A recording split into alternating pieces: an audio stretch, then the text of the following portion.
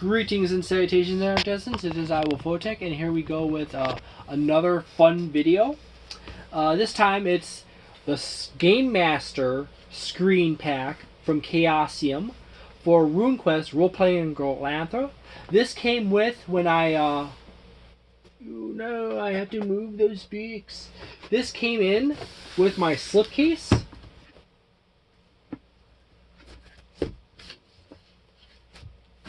Tightly fitted in there. It's number 4029. Weirdly enough, if it jumps from 4029 into 4032 when you get to the Glorantha bestiary right here. That's actually a rather neat book to look at. But anyways, this is a thick boy, as you can see. Standard Dungeons & Dragons 5th edition shin screen in thickness. That's a very slight screen in comparison to this massive monster of a pack. But remember, this is a pack, not just a screen. If you watched the Call of Cthulhu video before, that's going to jump out at you when I said that. You get some really good value out of this. In this screen, there's this little lower half box, as well as this cover sheet, blank side, that has the contents of what's in there, all the artwork. It's just a simple sheet. Just put it back in here. It has the pre-generated characters that are included on the front. The pre-generated characters appear in numerous other places. Now this is just maddening here. This RuneQuest Roleplaying Glorantha Gamemaster Screen Pack comes with a really thick book. It's thick for like a screen pack. This contains an adventure in it. This book has well over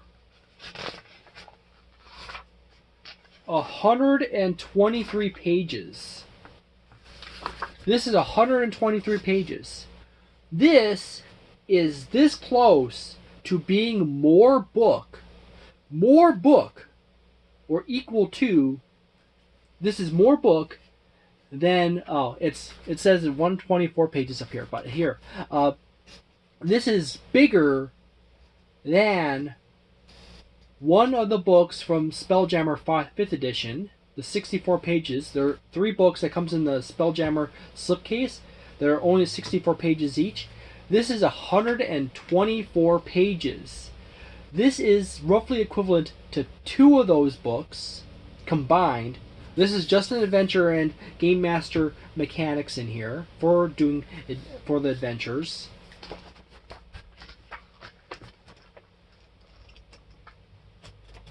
That comes in with the screen pack. So you literally get multiple adventures. You got the introduction. You got Clearwater Front. Other places of interest section, Apple Lane, Rumors, Defending Apple Lane, The Dragon of Thunder Hill, and then appendix, Cattle Raid. So you got introduction, the Culmore Tribe, Royal Clans of the Kelmore, Clearwine Fort. So it explains Clearwine, other places of interest in the area. Then you have Apple Lane, Rumors, Defending Apple Lane, Cattle Raid, Dungeon of the Dragon of Thunder Hills, Appendix. I don't know why I repeated that over again. I'm just having a brain fart.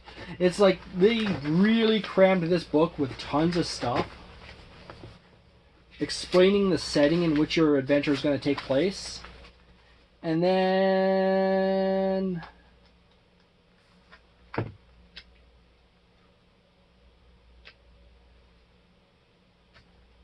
it goes through all the mechanics for the Game Master, explaining how the system works. And then in the back half of the book, or the back 2/3 of the book, it goes into adventure. So there you go. I just like, there's so much. I'm just like, there's a lot of stuff crammed in there. There's this Game Master reference book that has the resistance table, quick explanation of all the ability scores, the quick table for ability scores, elements, powers in your spells, forms, conditions, runes and cults, skill augments, runic inspiration, and so forth. It just piles on. Basic rules for combat summary.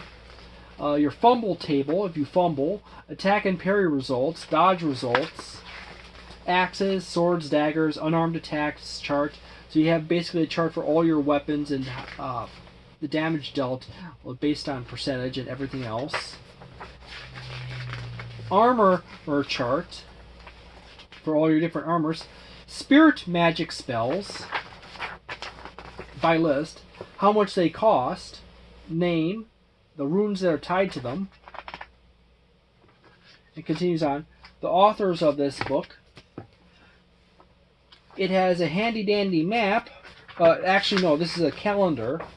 So if you are new to Glorantha, you now have a calendar for Glorantha. So you can set this down on the table and put like a bead or something on the calendar. And you can keep track of the days of the week for your characters. It has the sea season, the fire season, the earth season, the dark season,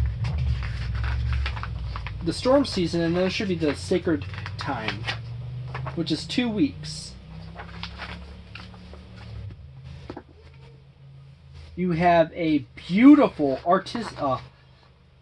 folio fold open page style character sheet. So if you have a really nice color printer and you want to print out really nice character sheets for your players that you can print out to hand out to them. Oh, this is your really nice character sheet with all the pretty artwork on it. You have an option for that, but if you're slightly attention deficit disorder oriented or a little on the autism Asperger's end of the things, where all this extra clutter up here kind of fudges up your mind, which honestly it does with me. This is okay for me. This is like, I can process this madness. And these pages here, those are not over the top for me. But this ridiculous mess right up here just makes everything disappear into it. So, yeah. But not that, just not all. There's so much more. There's actually a simplified version of that. Chaosium loves you so much, they give you a beautiful artistic version of one, and then they give you the bare bones one. A bare bones one. So if you have a player who loves beautiful artwork, I actually do love artwork. I actually have almost an entire college years of art credits that I never used. You love artwork, you can go with this one. If it's too much, you have an option for not being overwhelmed with excessive artwork. And this is actually a pretty good one overall that you can scan and copy off, and it is so simple and not overly complicated that it's just awesome for new players. You got information sheets for all the starter characters. So from the original starter set I showed you in a previous video in the past, here's the characters again, but in a different sheet format. So, hey, if you happen to have this and the starter set, you can always use this information as well as those those weird flat book ones that they put in that one. So, yet again, that is actually rather nice.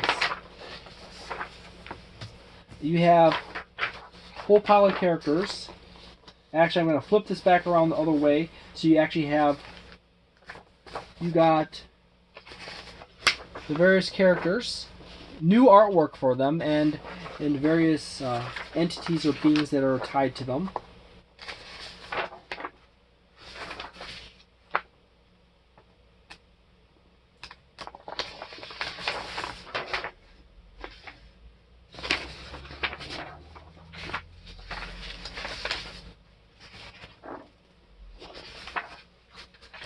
So when you start your characters out, you got another option, another set of options to show off how the mechanics work for the pre-generated characters. Then you gotta love Chaosium. They got a non-player character sheet. So if you have like an NPC that's gonna go hanging around with the player characters and just follows along, helps them out with a few things here and there, there's an even more simplified sheet for the Game Master to run that non-player character. Or if your players are really ambitious, you can hand them this and give them instructions on how to use it. Or it's actually really simple overall to use. You can actually probably use this for a regular character if you truly wanted to. Yeah, it's really nice. So that can be counted as a secondary character sheet, or even a useful aid for the Game Master. This is Apple Lane map. It is actually double-sided. This is Apple Lane on this side, and then the region surrounding Apple Lane on this side. And then you have Clearwine map. You have map of Clearwine, and then also the region surrounding Clearwine over here on this side. I kind of find it weird that the Apple Lane map is folded this way. So it's Apple Lane on the outside and the region around it on the inside. And the Clearwine map is folded so that the Clearwine is on the inside and the region around it is on the outside. Oh well.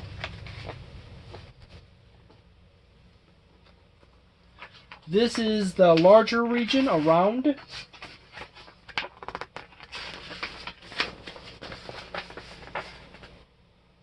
A larger region map. And another one. But wait, there's more. Here's the Dragon Pass map for 1625. It's one-sided. Standard map paper. Not the cool plastic that Gale Force 9 uses, but hey, that's a huge map of the greater region. The even greater region map of a greater region map. And now we're on to the Game Master screen. Now, first and foremost, I really wish that Chaosium made the same decision with this screen, that they made this decision with the Call of Cthulhu screen, and go see that video for that for my deeper rant on that. But this screen is actually a 4-panel screen, as opposed to the 3-panel screen in the Call of Cthulhu one. Now, this one is just...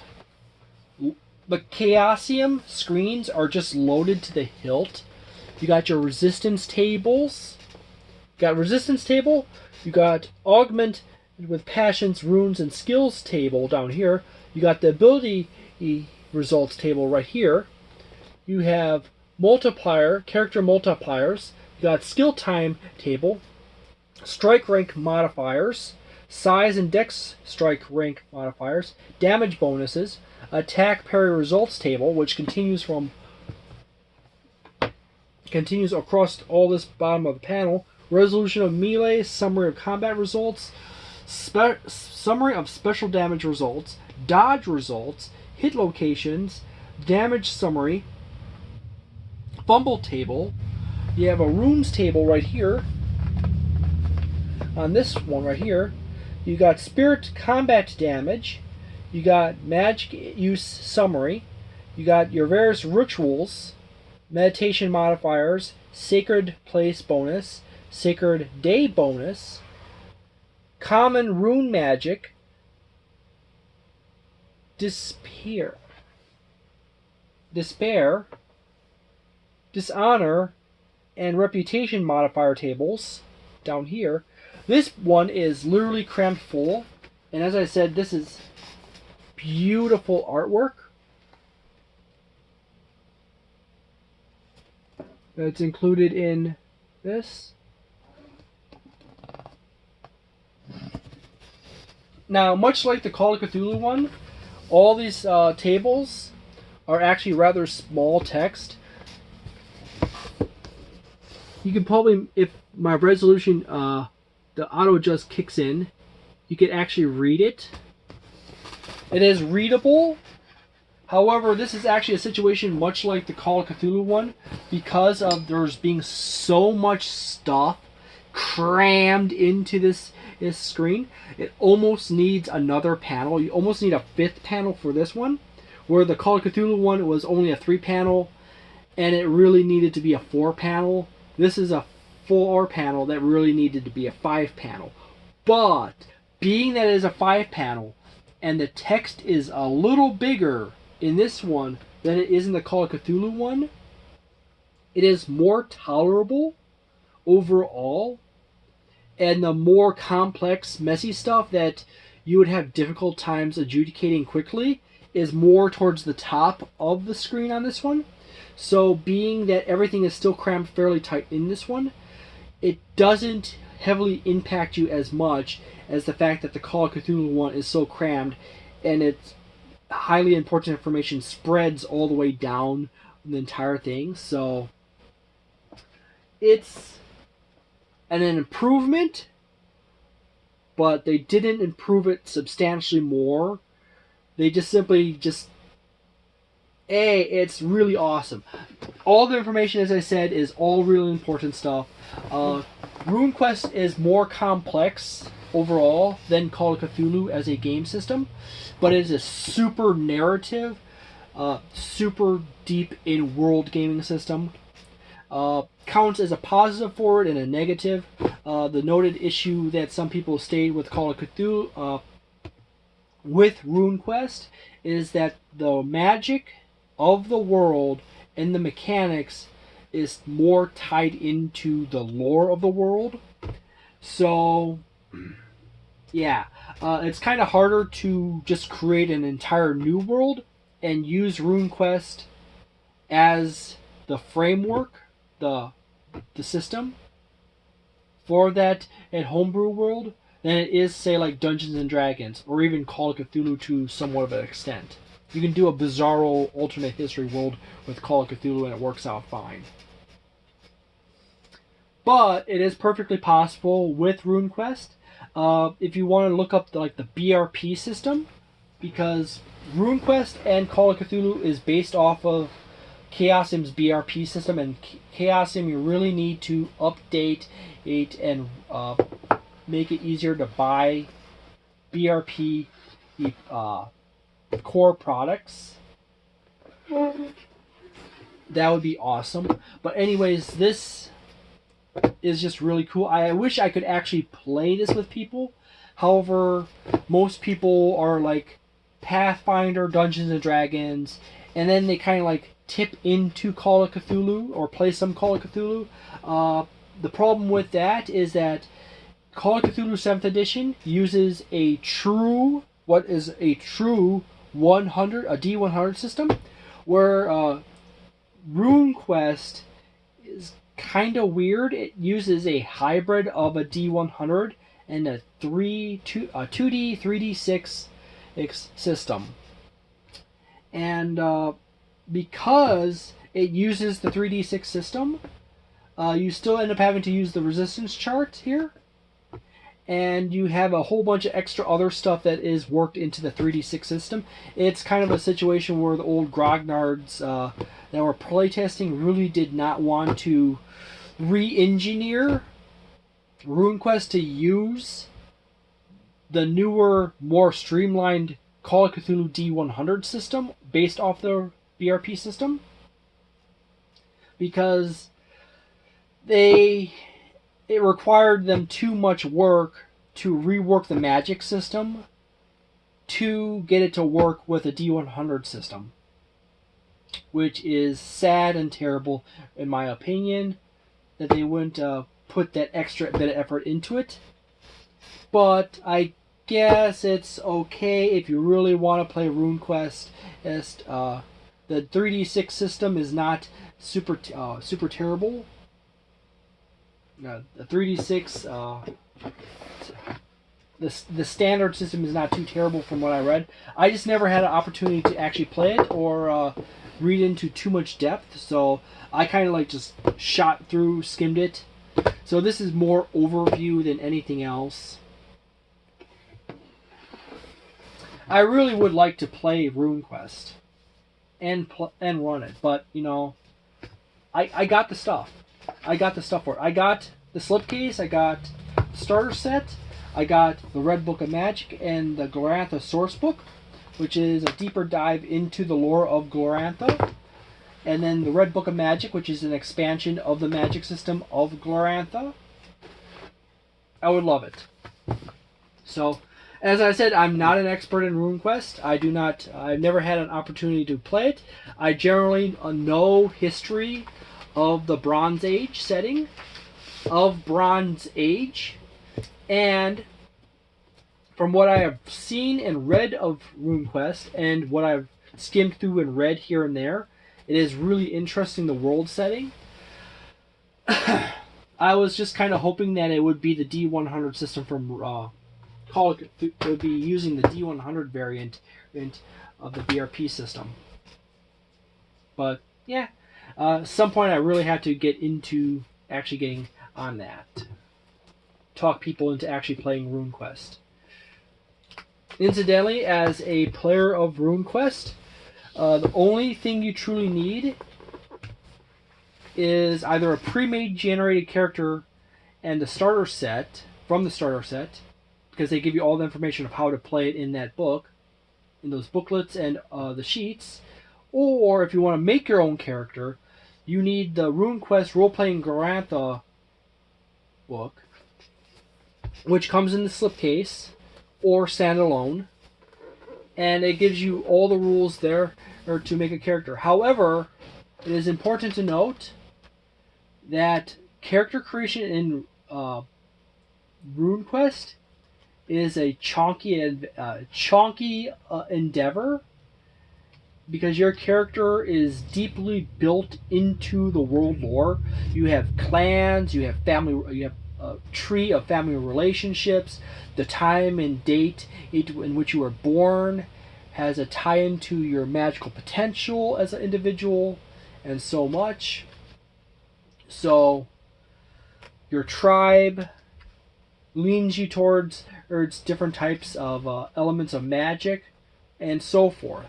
So this is a system that is really into your character is literally a part of your character is fundamentally, spiritually and culturally tied into the world on a deep, fundamental level. And your character's abilities and life experiences are so deeply tied into the world that it defines a range of potentials that your character has. So this is a system that is really wanting you to get stuck in deep into the world of Glorantha.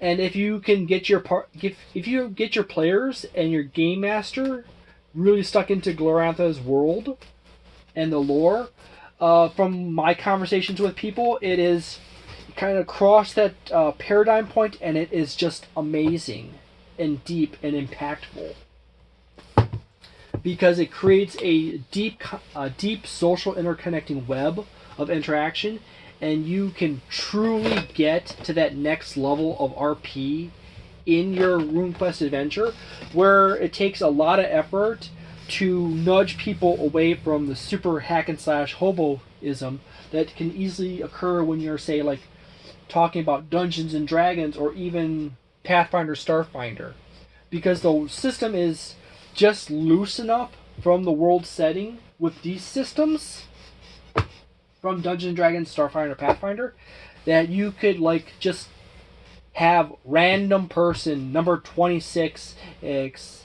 Martha in the world, pick a race, pick a class, pick a starting point, and just like flow in and just write whatever you want into a story.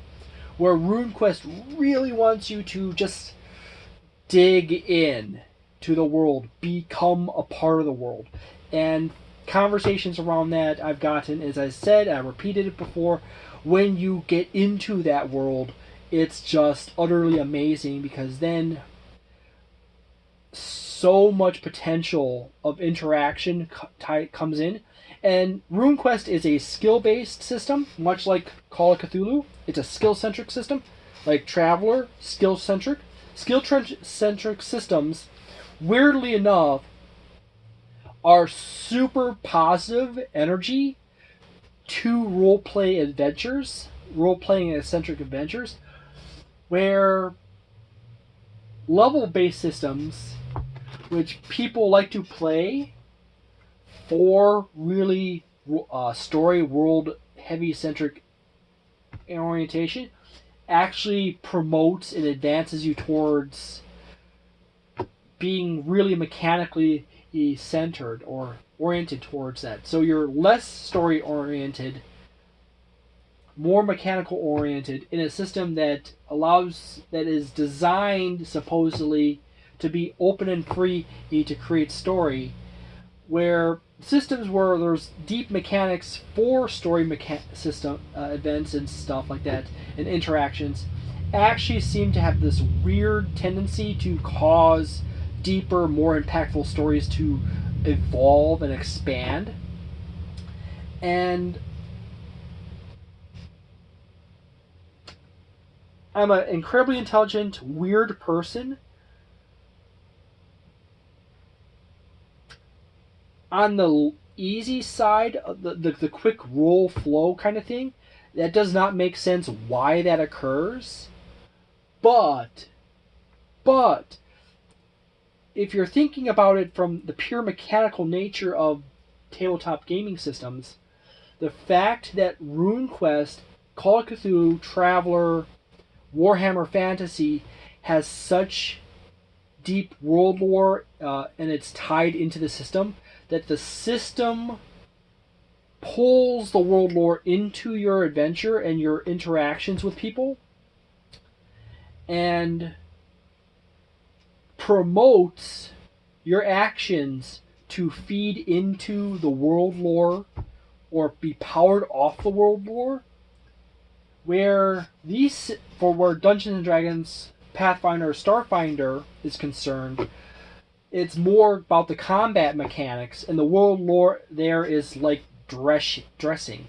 And because the system doesn't pull the world lore into the mechanics, the players are not encouraged to incorporate world lore and relationships deeply, and therefore they are not tied into the world lore, and they are not promoted to actively build upon it or interact with various components of the world lore.